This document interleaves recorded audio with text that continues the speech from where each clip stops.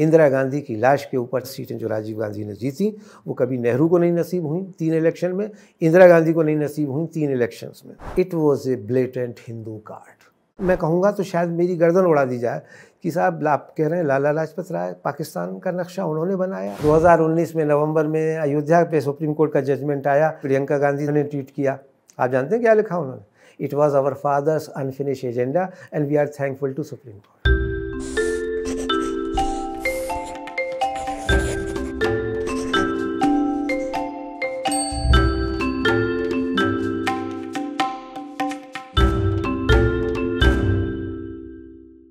Hello and welcome. कारवा बातचीत में आपका स्वागत है। आज हम बात कर रहे हैं हिंदुत्व पर, हिंदुत्व के इस्तेमाल पर भारतीय राजनीति पे।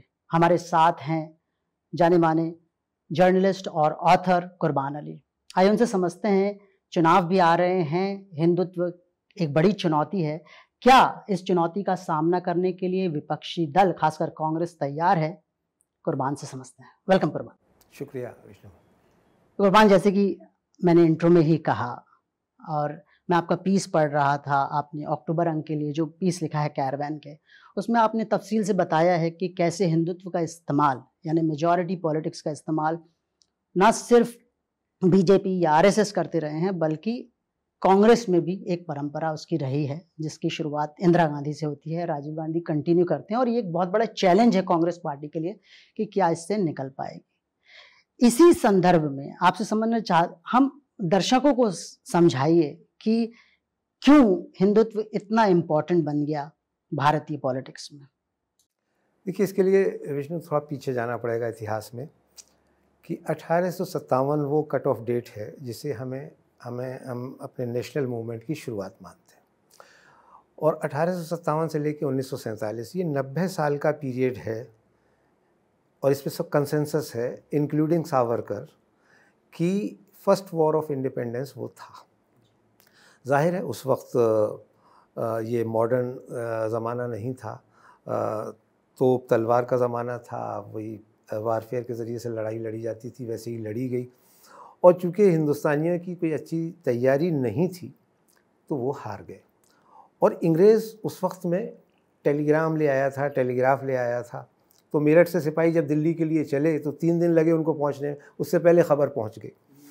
तो उसके बाद 1885 आते आते अब ये आप समझिए कि तकरीबन 30 साल का अरसा हो जाता है, 28 साल कि जब कांग्रेस पार्टी बनती है, ए.ओ. ह्यूम उसको बनाते हैं। और उसकी वजह ये है कि उस वक्त 1857 के बाद हिंदुस्तान की जो नौजवान नस्ल थी वो विलायत जा रही थी, पढ़ के आ रही थी, बैरिस्टर लोग बन कर के आ रहे थे। दादा भाई नौरोजी पार्लियामेंट के, ब्रिटिश पार्लियामेंट के इंग्लैंड से मेंबर चुन लिए गए थे और नतीजे में ए.ओ. ह्यूम ने ये इस बात को भांपा कि भाई अब बहुत ज़्यादा देर वक्त तक हिंदुस्तानियों को अलग नहीं रखा जा सकेगा, ये अपने राइट्स की डिमांड करेंगे, तो उन्होंने कांग्रेस पार्टी बना दी। यानी कंसेंसस की ज़रूरत होगी अब रूल करने के लिए। और ये इनको कैसे, इसको वैसे एक सेफ्टी वॉल थ्योरी का भी नाम दिया जाता है। खैर वो बन गई 1885 में। कांग्रेस पार्टी जो बनी उसमें हिंदू, मुसलमान, ईसाई, पारसी ये लोग थे, लेकिन ज़्यादातर हिंदू और मुसलमान थे। जो राय साहब राय बहादुर, खान साहब खान बहादुर, और एक क्लब था, साल में एक बार मिले, रेजोल्यूशन पास कर लिया, we demand for certain rights, और ये चले। 1915 में गांधी जी के आने के बाद साउथ अफ्रीका से फिर इस कांग्रेस पार्टी को एक डायरेक्शन मिलना शुरू हुआ। पहले कहा जाता था कि पैसिव रेसिस्टेंस, एक्टिव पार्टिसिपेशन। तो गांधी जी ने चंपारण के बाद एक रास्ता दिखाया और इस मूवमेंट को पैन इंडिया मूवमेंट बनाया, यूनाइटेड इंडिया का मास मूवमेंट जैसा। और 1920 में पहला नॉन कोऑपरेशन मूवमेंट शुरू होता है। 1919 में खिलाफत मूवमेंट शुरू हो चुका होता है और 1920 के मूवमेंट के बाद चीज़ें बहुत क्लियर होने लगती हैं। 1906 में मुस्लिम लीग बन चुकी थी, 1915 आते आते हिंदू महासभा बन गई थी। लेकिन ये दोनों जो ग्रुप थे ये कांग्रेस के अंदर से, जब कांग्रेस की मीटिंग होती थी तो एक पंडाल में हिंदू महासभा का जलसा हो रहा है, उसी पंडाल में मुस्लिम लीग का भी जलसा हो रहा है। जिन्ना, मोहम्मद अली, मौलाना शौकत अली, हसरत मोहानी, ये सारे मुस्लिम लीग के भी लीडर्स थे, कांग्रेस के भी लीडर्स। हिंदू महासभा में लाला लाजपत राय, मदन मोहन मालवीय, ये कांग्रेस के भी लीडर हैं, हिंदू महासभा के भी लीडर हैं। लेकिन इसी बीच में सावरकर आ जाते हैं, और सावरकर का जो इतिहास है उसे मुझे बताने की ज़रूरत नहीं है, लेकिन वो अपने शुरुआती दिनों में तो बड़े रेवोल्यूशनरी, जेल गए, अंडमान निकोबार काले पानी की सज़ा हुई, माफ़ीनामे दिए, फिर वापस आए। लेकिन उन्होंने 1923 में एक पर्चा लिखा जिसका नाम था हिंदुत्व, और यहाँ से हिंदुत्व की परिकल्पना शुरू होती है। लाला लाजपत राय के एक सीरीज़ ऑफ आर्टिकल है ट्रिब्यून की वेबसाइट पर, जिसमें उन्होंने पाकिस्तान का नक्शा पेश कर दिया है उस समय। अब आज मैं कहूँगा तो शायद मेरी गर्दन उड़ा दी जाए कि साहब आप कह रहे हैं लाला लाजपत राय पाकिस्तान का नक्शा उन्होंने बनाया, वो रेस्पॉन्सिबल है, तो लोग मजाक करेंगे। लेकिन ये रियलिटी नेट पे मौजूद है, आप मेरी बात का यकीन मत कीजिए। कुर्बान अली के साथ हमारी बातचीत जारी रहेगी। आगे हम उनसे जानेंगे कि आज़ादी के बाद के सालों में ऐसा क्या हुआ कि कांग्रेस भी मेजॉरिटी हिंदू अपीजमेंट की तरफ बढ़ गई। कुर्बान ने अक्टूबर के कारवां के अंक में इस पर एक लंबी स्टोरी की है, द हिंदू कार्ड नाम से, उसे ज़रूर पढ़ें। और दर्शक दोस्तों, आपसे रिक्वेस्ट है कि आप हमारी मैगजीन सब्सक्राइब करें, हमें कंट्रीब्यूट भी करें। मैं एक बार अपने लिए ही कर रहा हूँ क्लैरिफाई, जिन्ना के हिंदू राष्ट्र की बात, इस्लामिक राष्ट्र की बात करने से पहले टू नेशन थ्योरी ये आ चुका था। और 1920 में जिन्ना यहाँ से जा चुके थे विलायत, क्योंकि 1920 में उन्होंने देखा कि गांधी जी, जिनको चर्चिल हाफ नेकेड फ़कीर कहता था, कि साहब ये तो, और उससे पहले खिलाफत मूवमेंट में वो एक्टिव पार्टिसिपेशन कर चुके थे, जबकि जिन्ना नहीं चाहते थे। इसी के खिलाफ जिन्ना चले गए थे, हिंदुस्तान छोड़ के चले गए, कांग्रेस छोड़ के चले गए 1920 में। 1920 से 1929 तक जिन्ना इंग्लैंड में रहते हैं, वहाँ अपनी वकालत करते हैं। और यहाँ ये हिंदुत्व की विचारधारा आ गई। अभी तक मुस्लिम लीग ने टू नेशन थ्योरी की बात नहीं की है, ये आई है सावरकर और लाजपत राय की तरफ से। खैर 1929 में जिन्ना वापस आ जाते हैं, लियाकत अली खां और दूसरे लोग के साथ आपकी ज़रूरत है, आप चलिए और आप हमें लीड कीजिए। और यहाँ गांधी एस्टेब्लिश हो चुके होते हैं, और गांधी कहते हैं कि सर्वधर्म समभाव और रघुपति राघव राजा राम, इस पे चलेगा ये देश, वसुधैव कुटुंबकम, और हमारे यहाँ कम्युनलिज्म की कोई जगह नहीं है। कांग्रेस पार्टी की जो आप 1930-29 से, जब नेहरू प्रेसिडेंट हुए हैं, 1929 से लेकर 1947 तक की सारी प्रोसीडिंग्स देख लीजिए, तो उसमें लगातार इस बात पर फोकस है कि Hindu Muslim unity is supreme. आप अपने लेख में एक नेहरू लियाकत एग्रीमेंट की भी बात, उस पर मैं आऊँगा बाद में, लेकिन यहाँ ये कहना ज़रूरी है कि मौलाना आज़ाद जो 1940 से 46 तक कांग्रेस के प्रेसिडेंट हुए हैं, सबसे लंबे अरसे तक कांग्रेस के प्रेसिडेंट प्री पार्टीशन डेज में, उन्होंने कहा कि अगर मुझसे ये कहा जाए कि हिंदू मुस्लिम यूनिटी को ताक पे रख के आज़ादी दिल जाए, तो मैं इसे कबूल नहीं करूँगा। मैं आज़ादी को चाहूँगा कि 10, 20, 50 साल और अगर डेफर हो सकती हो तो हो जाए, लेकिन इस कीमत पर नहीं कि हिंदू और मुसलमान अलग कौमें हैं ये बताया जाए। क्योंकि 1940 में all India Muslim league Lahore में रावी के तट पर अपना 23 मार्च को रेजोल्यूशन पास कर चुकी थी कि पाकिस्तान ऑफिशियली, और उसके बाद से 40 से 46 6 साल के अंदर पाकिस्तान बन गया।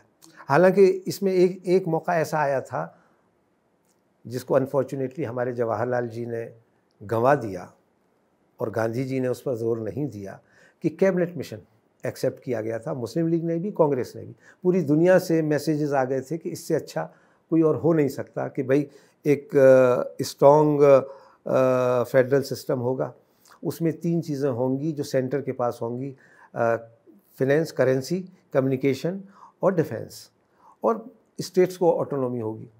लेकिन जवाहरलाल जी ने कहा कि नहीं, ये ज़रूरी नहीं कि हम इस सिस्टम से अबाइडर हैं।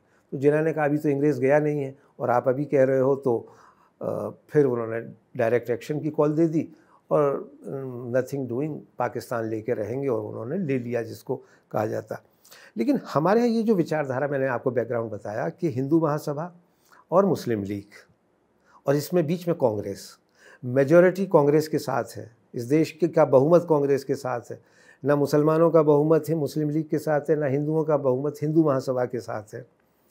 और गांधी जी जो कह रहे हैं उस पर लोग चल रहे हैं और उसी ने एक वो रोल अदा किया।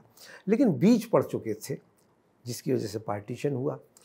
लेकिन पार्टीशन हो जाने के बावजूद हमारे जो नेशनल मूवमेंट के हीरोज़ थे जिन्होंने गांधी जी के नेतृत्व में लड़ाई लड़ी थी, उन्होंने कहा कि भाई हमने इस मुल्क की आवाम के साथ ये वायदा किया था कि हम इस मुल्क को हिंदुस्तान ही बनाएंगे जैसा पिछले 1000 साल में रहा है, हम इसको दूसरा पाकिस्तान नहीं बनने देंगे।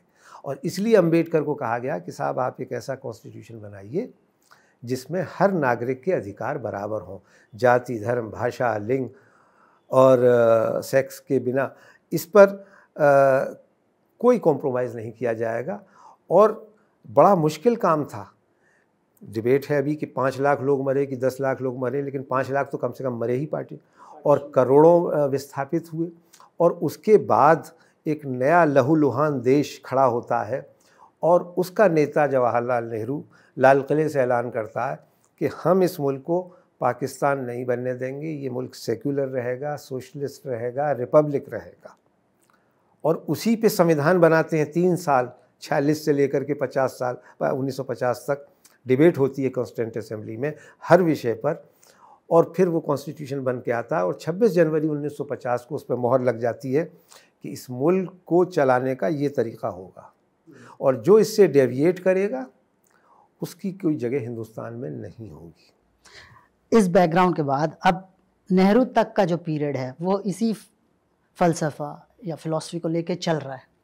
हम नेहरू आपका जब लेख शुरू होता है, और मैं दर्शकों से चाहूँगा कि ज़रूर पढ़ें उसे, आप एक बात करते हैं जो नेहरू का एक लेटर है अपने नेताओं को कि हम वो चीज़ भूल रहे हैं जिसकी जो हमारी फ़िलॉसफी, कोर फ़िलॉसफी थी, और हम भटक रहे हैं रास्ते से।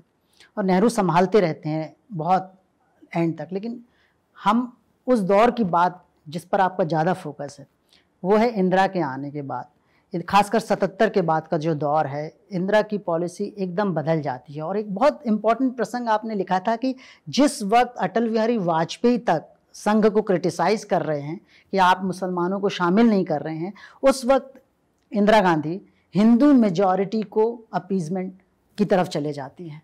ये क्या चेंज आया था, क्यों चेंज आया था इंदिरा गांधी में? अगेन ये इंदिरा गांधी का सडन नहीं था, पार्टी के अंदर।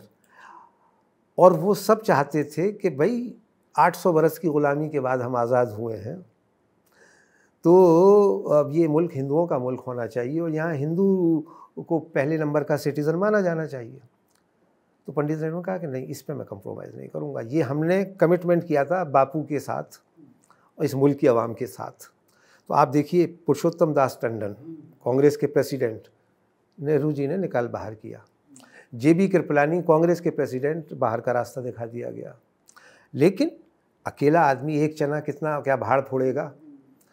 गोविंद वल्लभ पंत, पूरा अयोध्या विवाद उस आदमी का इंजीनियर किया हुआ, सब जानते हैं किस लिए किया गया था, वो भी मुझे बताने की ज़रूरत नहीं है। और आज उस पर राजनीति कहाँ पहुँच गई है। सेठ गोविंद दास आपके जबलपुर से आते थे, और आपके M मुंशी, और इस तरह की एक लंबी फहरिस्त है पूरी कैबिनेट में। राजेंद्र प्रसाद, पंडित जी कह रहे हैं भाई आप सोमनाथ का मंदिर नहीं जा सकते, आपको भारत का राष्ट्रपति होने के नाते इस बात की इजाज़त नहीं होनी चाहिए कि आप किसी धर्म के लिए जाकर के ये काम करें। लेकिन वो गए। सरदार पटेल, वो स्ट्रॉन्ग वोटर ही थे हिंदू पॉलिटिक्स के, लेकिन वो 1950 में बेचारे जल्दी चले गए 75 साल की उम्र में। और उसके बाद भी इतना स्ट्रॉन्ग, इसीलिए पंडित नेहरू, जयप्रकाश नारायण और अपने दूसरे उन तमाम लोगों से जो विरोध में चले गए थे, इवन कम्युनिस्टों से ही कहते थे कि मुझे तुम लोगों से ख़तरा नहीं है, लेफ्टिस्ट या सोशलिस्ट से, मुझे राइट विंग से ख़तरा है। उस वक्त वो आदमी जब 350 सीटें जीत करके आ रहा था 1952 में, 57 में और 62 में, उस वक्त वो कह रहा था कि मुझे राइट विंग से ख़तरा है, क्योंकि वो देख रहे थे दीवार पर लिखी हुई इबारत कि यही फोर्सेस हैं जो चैलेंज करेंगी, क्योंकि वो खुद देख चुके थे कांग्रेस पार्टी के अंदर। आपने बहुत अच्छा एक कोट भी नेहरू का दिया है कि जो माइनॉरिटी कि कम्युनलिज्म होता है वो दिखता है, लेकिन जो मेजॉरिटी का होता है वो अपना रूप राष्ट्रवाद की तरफ दिखाने लगता है। यही डेफिनेशन आज जो करंट डिस्पेंसेशन है उसकी तरफ से दी जाती है। नेहरू ने तो उसको कहा था कि माइनॉरिटी का कम्युनलिज्म तो दरअसल उनके लिए घातक होता है, उनके अपने खिलाफ होता है, लेकिन जो मेजॉरिटी का कम्युनलिज्म है वो देश के लिए ख़तरनाक होता है। और दूसरा अब क्या बताया जा रहा है, अब ये कि जो हिंदू जब कम्युनल होता है तो वो देशभक्त होता है, और मुसलमान जब कम्युनल होता है या और भी कोई माइनॉरिटी, चाहे वो सिख हो ईसाई हो, वो देशद्रोही हो जाता है। और हमने देखा किसान मूवमेंट के दौरान कि किस तरह से उसको बना दिया जाता है। तो वो जड़ें चली आ रही थी जिसको इंदिरा गांधी ने, अनफॉर्चुनेटली नेहरू की बेटी होने के नाते हम ये उम्मीद करते थे कि वो इन फोर्सेस से सख्ती से निपटेंगी। कुछ हद तक उन्होंने किया भी, लेकिन वो दोनों कार्ड साइमल्टेनियसली खेल रही थी। यानी 66 में जब वो प्रधानमंत्री की पद की शपथ लेती हैं, उसके महीने भर बाद सावरकर का निधन हो जाता है, और वो सावरकर को जो श्रद्धांजलि देती हैं तो वो अद्भुत। बाद में वो उन पर फिल्म बनाती हैं, डाक टिकट जारी करती हैं 80 में दोबारा आने के बाद। जेपी मूवमेंट के दौरान समहाउ ये हुआ कि जो आरएसएस के साथ उनका झगड़ा हो गया, और इसलिए इमरजेंसी में उन्होंने, जिसको कहते हैं ना, विद आयरन हैंड क्रश किया और इन सारे लोगों को जेलों में बंद कर दिया। लेकिन जो आरएसएस के तत्कालीन सरसंघचालक थे देवरस की, उनकी तो काफ़ी निकटता भी दिखाई है। आप ही के लेख में मैं पढ़ रहा था, इंदिरा गांधी के साथ लगातार कम्युनिकेशन है। इमरजेंसी तक नहीं थी, इमरजेंसी से पहले थी, क्योंकि उन्होंने दो काम किए। इंदिरा गांधी ने हिंदू साइकी पर जो अपना असर जमाया, वो एक तो पाकिस्तान के दो टुकड़े कर दिए 1971 में। तो वाजपेयी समेत तमाम आरएसएस के नेताओं ने उन्हें दुर्गा कहा, और 74 में जब उन्होंने एटॉमिक एक्सप्लोजन किया पोखरण में और भारत को एक परमाणु शक्ति संपन्न देश बनाया, तो देवरस साहब ने तारीफ़ की। और लेकिन जब जेपी मूवमेंट आ गया तो डिवीज़न हो गया, दोनों के रास्ते हो गए। लेकिन इंदिरा गांधी ने 77 के चुनाव से कुछ दिन पहले देवरस से फिर संपर्क किया कि अगर आप हमें सपोर्ट कर दें तो हम आपके साथ हो जाएंगे। लेकिन देवरस साहब ने कहा कि अब देर हो चुकी है, अब तो हम कमिट कर चुके हैं जनता पार्टी के लिए, इसलिए वो गए। मगर 80 में जब वो आई हैं तो उन्होंने एक्नॉलेज किया है कि अगर आरएसएस का समर्थन ना होता तो मुझे 350 सीटें ना मिलती। तो 80 में आने के बाद उनका नज़रिया बिल्कुल बदल गया। 77 तक की जो इंदिरा गांधी थी, उसका वोट बैंक था ब्राह्मण, मुस्लिम, दलित। और लेकिन 77 में जब नॉर्थ इंडिया का मुसलमान उनसे छिटक गया, इसकी क्या वजह थी? इसकी वजह ये थी कि भाई माफ़ कीजिएगा, एक तो सबसे बड़ा नसबंदी, संजय गांधी का प्रोग्राम, और गोलियां चलाई गई। तुर्कमान गेट पे गोली चलाई गई। जगमोहन साहब यहाँ वो थे बड़े अधिकारी, और उत्तर प्रदेश में कैराना में गोली चली। जगमोहन वही कश्मीर वाले जी, वो उस वक्त डीडीए के वाइस चेयरमैन थे, और ये उन्हीं के कर कमलों से हुआ तुर्कमान गेट।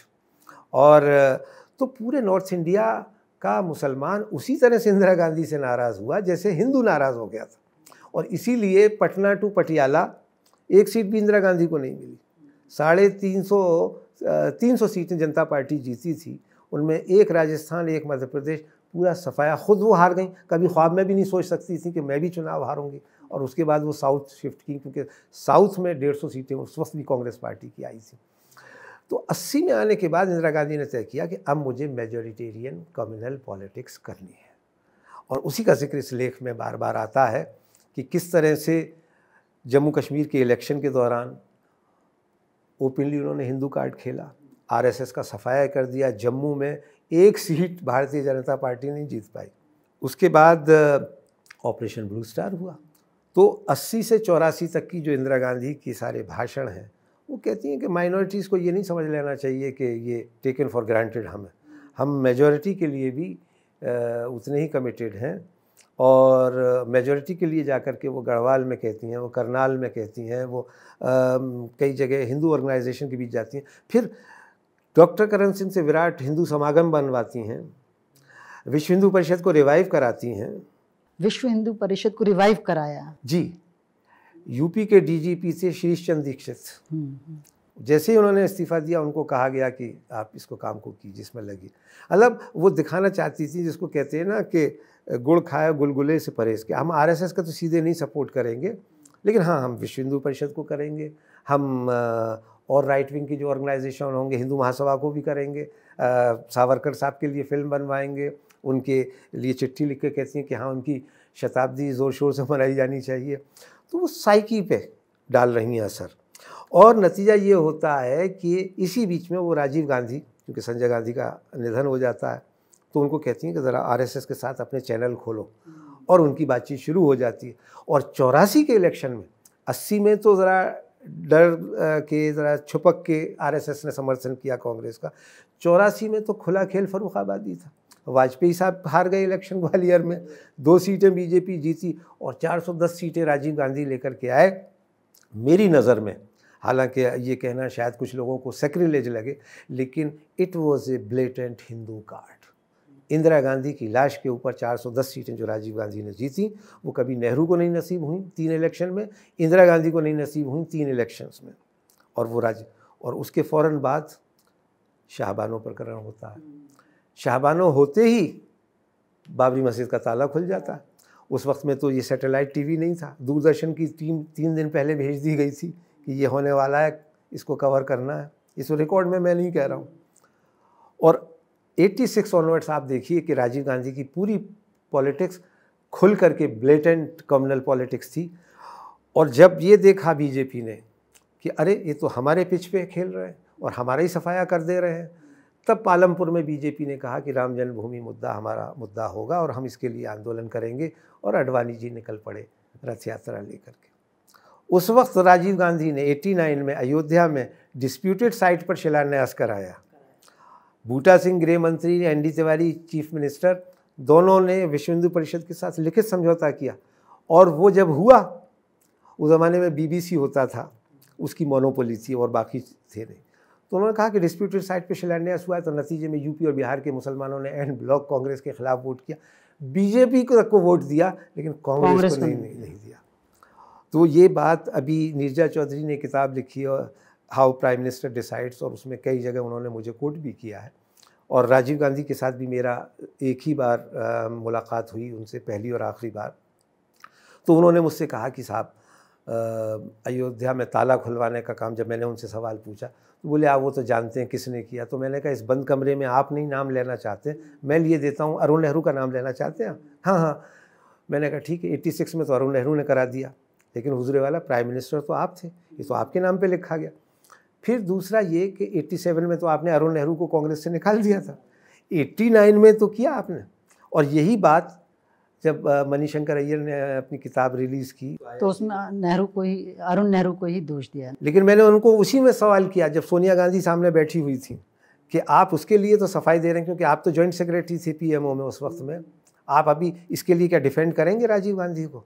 तो उसको कहना पड़ा कि नहीं, उसके लिए राजीव गांधी को डिफेंड नहीं किया जा सकता, क्योंकि वो तो अब उसके लिए उन्होंने जिम्मेदार ठहरा दिया आर.के. दफन और एम.एल. फतेहदार को, क्योंकि जाहिर है लीडर को कैसे करें, क्योंकि बाद में उसी की वजह से एमपी बने, मिनिस्टर बने। अभी भी उम्मीद में है कि कांग्रेस पार्टी से कभी कुछ मिलेगा, तो जाहिर है कि वो नहीं लिख सकते। लेकिन ये पॉलिटिक्स हुई, जिसकी वजह से जो आपका शुरू में सवाल था कि अब 2014 के बाद नरेंद्र मोदी ने उस चीज़ को बहुत खूबसूरती से भुनाया, और उसने जो नैरेटिव दिया वो किसी पॉलिटिकल पार्टी के लिए उसकी काट करना संभव नहीं है, क्योंकि जब वो कहता है कि अयोध्या में धारा 370 कश्मीर में धारा 370 हटा देनी चाहिए और हटा दी गई, तो एक चैंटी नहीं मरी इस देश में, कोई प्रोटेस्ट नहीं हुआ, इवन आधी कांग्रेस ने सपोर्ट किया। हरियाणा के चुनाव हुए तो हुड्डा साहब जो चीफ मिनिस्टर के कैंडिडेट, कहा इस मामले पे हम नरेंद्र मोदी के साथ, डॉक्टर करण सिंह ने कहा हम उनके साथ हैं। तो इसका मतलब इट वाज ए फ्रॉड। जो 370 आपने 30 साल तक 40 साल तक चलाया था वो क्या था, और आज भी आपको कहने की हिम्मत नहीं है। फिर जिस दिन 2019 में नवंबर में अयोध्या पे सुप्रीम कोर्ट का जजमेंट आया, प्रियंका गांधी ने ट्वीट किया, आप जानते हैं क्या लिखा उन्होंने?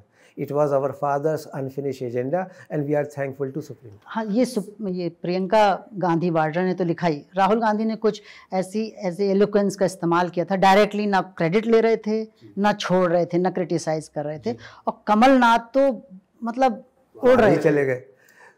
और गुजरात में क्या किया राहुल गांधी?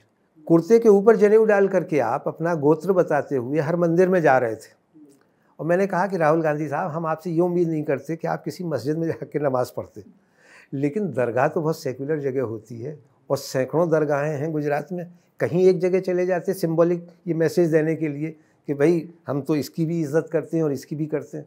और अभी जब वो अपनी भारत जोड़ो यात्रा में आए तो निज़ामुद्दीन गए ना, लेकिन चुनाव के दौरान हिम्मत नहीं, क्योंकि जो नरेंद्र मोदी ने नैरेटिव बना दिया है उसको कैसे काटे। नरेंद्र मोदी तो बहुत गर्व से कहते हैं कि अब कोई धर्मनिरपेक्षता की बात भी नहीं करता है चुनाव। कमलनाथ ने साबित कर दिया। कमलनाथ कह रहे हैं कि हम 82% का मुल्क है, ये तो हिंदू राष्ट्र तो है ही। तो आपकी लड़ाई है, अब हिंदुत्व से आप लड़ रहे हैं। लेकिन मेरा इतना ही कहना है विष्णु जी कि बाज़ार में जब 24 कैरेट मौजूद है तो कोई 20 कैरेट या 22 कैरेट का क्यों? एग्जैक्टली यही मुझे भी लगता है कि आप अगर उस प्लैंक से जीत रहे होते तो समझ आता कि कंटिन्यू करिए। आप राजीव गांधी के बाद से लगातार गिरते ही चले गए हैं और स्थिति बहुत ख़राब है कि आप विपक्ष के नेता तक नहीं बन पाते, इतनी सीट्स नहीं है आपके पास। उसके बावजूद भी पिछली बार जब मध्य प्रदेश का क्योंकि चुनाव आ रहा है और इसी संदर्भ में हम बात कर रहे हैं, तो मुझे याद है कि मध्य प्रदेश जीते थे, लेकिन आप जैसे जीतते हैं तो उसी तरह के गौ कानून बनाने लगते हैं, उसी तरह का मेजॉरिटी अपीजमेंट में चले जाते हैं।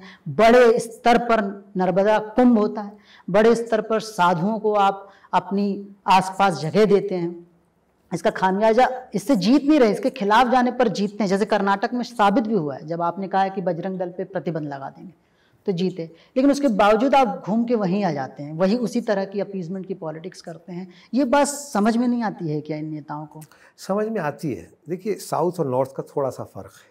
साउथ अभी उस तरह से हिंदू माइंडसेट नहीं है कि वो कर्नाटका में तो थोड़ा बहुत दिखाई भी देता है और बीजेपी की सरकारें वहाँ रही हैं, लेकिन आप देखिए कि आंध्रा हो, तेलंगाना हो, तमिलनाडु हो, केरला हो, इवन महाराष्ट्र के कुछ इलाके हों साउथ वाले, वहाँ ये बात नहीं चल पाती है।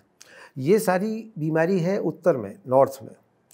और नॉर्थ में जैसा मैंने आपको बताया कि वो चाहे मुस्लिम लीग की पॉलिटिक्स हो, हिंदू महासभा की पॉलिटिक्स हो, आरएसएस की पॉलिटिक्स हो, और फिर बाद में हमारी कांग्रेस पार्टी और जनता पार्टी की पॉलिटिक्स हो, उसने यही माइंडसेट बनाया है लोगों का।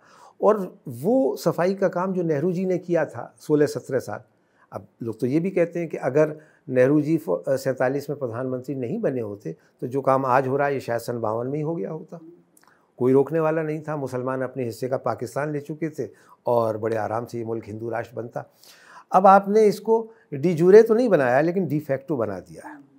लेकिन कोई नहीं पूछता बीजेपी से कि भाई आपके 400 एमपीओं में एक भी मुसलमान नहीं है, एक भी ईसाई नहीं है, और शायद गलती से एक सिख आ गया है, तो इसको क्या आप पार्टिसिपेटरी डेमोक्रेसी कहोगे? इसको क्या इंक्लूसिव डेमोक्रेसी कहोगे? लेकिन ये सवाल अब नहीं पूछे जाते, क्योंकि नैरेटिव वो 2014 से चला है, वो यही है कि ये मुल्क हिंदुओं का मुल्क है, यहाँ यही लोग नंबर 1 के शहरी बन करके रह सकते। अब आप इतनी सारी बातें हो गई हैं, कांग्रेस को आप देख भी रहे हैं, पांच राज्यों के चुनाव भी बार बार मैं कह रहा हूँ, आपको लग रहा है कि कांग्रेस अगर इसी ढर्रे पे चलती रहेगी तो सफल होगी, यानी अपीजमेंट करके सफल हो जाएगी, या बीजेपी से बड़ी पार्टी बन सकती है? मेरी राय दूसरी है विष्णु। अगर सफल भी हो जाए और इस प्लैंक पे चुनाव जीते जिस पे कमलनाथ लड़ रहे हैं, तो इसे मैं कांग्रेस की हार मानूंगा। क्योंकि 2014 में नरेंद्र मोदी की जीत दरअसल गॉडसे की जीत थी, और ये मैंने उस वक्त टेलीविज़न चैनल्स पे कहा था, क्योंकि उस वक्त प्रज्ञा ठाकुर ने भोपाल में कहा था कि मैं गॉडसे का सम्मान करती हूँ और गॉडसे से बड़ा कोई देशभक्त नहीं हुआ। ठेस लगी थी उससे मोदी को? ठेस लगी थी, लेकिन कितनी ठेस लगी थी? अगर लगी थी तो प्रज्ञा ठाकुर को निकालते ना वो पार्टी से, या कुछ सरमन देते ना। अब तो ये कि पार्लियामेंट में उनका एमपी खड़े होकर के कुछ भी कह देता है, वो एक शब्द नहीं बोलते। उस वक्त एक शब्द बोले भी थे, वो प्रमोशन कर देते हैं। तो जहाँ आपका जो सवाल है कि कांग्रेस पार्टी को अगर 10 बार चुनाव हारना पड़े तो हारना चाहिए, लेकिन उसे गांधी और नेहरू की बुनियादी आइडियोलॉजी पर कॉम्प्रोमाइज़ नहीं करना चाहिए, क्योंकि इस मुल्क को एक रखने की कोई प्रीरिक्विजिट है तो वो गांधी नेहरू आइडियोलॉजी है। और अगर उस पर आप कंप्रोमाइज़ करोगे तो ये देश एक रह पाएगा, आई डाउट। ये कहते हुए मेरी ज़बान लरसती है, लेकिन देखिए जब ऑपरेशन ब्लू स्टार हुआ था उस वक्त जनता पार्टी के अध्यक्ष थे चंद्रशेखर, ये उनका जुमला मैं कोट कर रहा हूँ।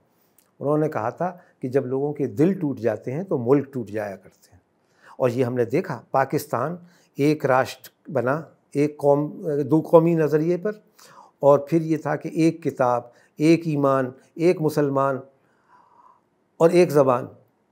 लेकिन जैसे ही उर्दू बनाई गई ऑफिशियल लैंग्वेज, बांग्लादेशियों ने कहा कि नहीं, ये हमारी ज़बान नहीं है। और फिर वो मुल्क, उसको टूटने में 25 साल नहीं लगे, 2 टुकड़े हो गए, क्योंकि वो आर्टिफिशियल, जो राजनीतिक कारणों से बनाए गए। और इसलिए अगर उस रास्ते पे चलोगे तो फिर आप एक नहीं रख पाओगे देश को। कुर्बान, हमारे कार्यक्रम का वक्त खत्म हो रहा है। चलते चलते आपसे एक बात पूछता हूँ, मतलब लेट विनोद मेहता जो आउटलुक के संपादक थे, उन्होंने कहा था नेताओं को कभी सलाह मत दो, ये बार बार कहते थे। लेकिन मैं अगर आपसे बोलूं कि इस वक्त अगर राहुल गांधी को आप कोई सलाह देना चाहते हैं तो वो सलाह क्या होगी?